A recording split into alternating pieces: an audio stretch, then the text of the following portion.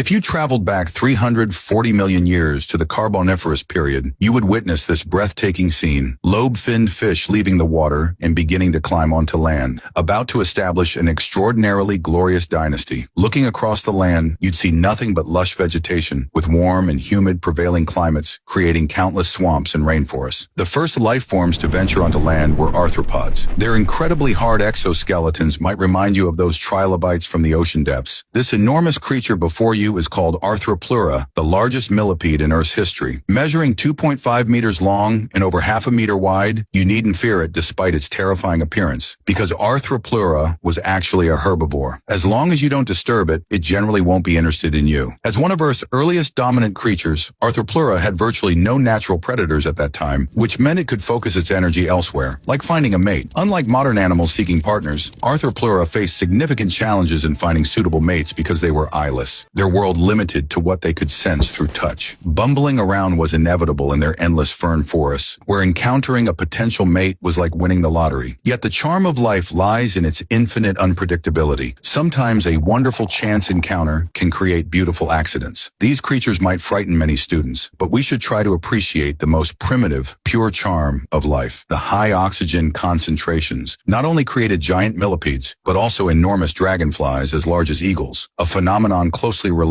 to their respiratory systems. Now let's examine human ancestors. The theory that humans originated from fish has been confirmed, more precisely from lobe-finned fish. These fish had highly developed paired fins strong enough to support their body weight, and they gradually transitioned from gill breathing to developing primitive lungs. Various specific conditions prompted lobe-finned fish to venture onto land, but this particular group arrived too late. Other members of their kind had already made the transition and evolved more advanced adaptations, meaning most of these latecomers became easy prey the moment they reached shore, completely defenseless against creatures like Proterogyrinus, 3-meter-long early amphibians whose limbs had successfully evolved from fins over millions of years. By this time, amphibians had firmly established themselves on land, with the only drawback being their need to inhabit swampy areas as their skin required constant moisture to survive. With few land animals yet evolved, the abundant vegetation created this high oxygen era. However, excessively high oxygen levels weren't entirely beneficial. A single spark could trigger devastating disasters, with frequent wildfires limiting plant expansion. Meanwhile, Earth's continental configuration underwent dramatic changes, with land masses gradually converging over time to eventually form the supercontinent Pangaea over the next 2 geologic periods. This created extremely dry inland climates, causing most swamps to disappear. The dwindling water sources forced some amphibians to evolve further. Previously laying eggs in water, they now began laying them on land, with the egg membrane gradually hardening into shell.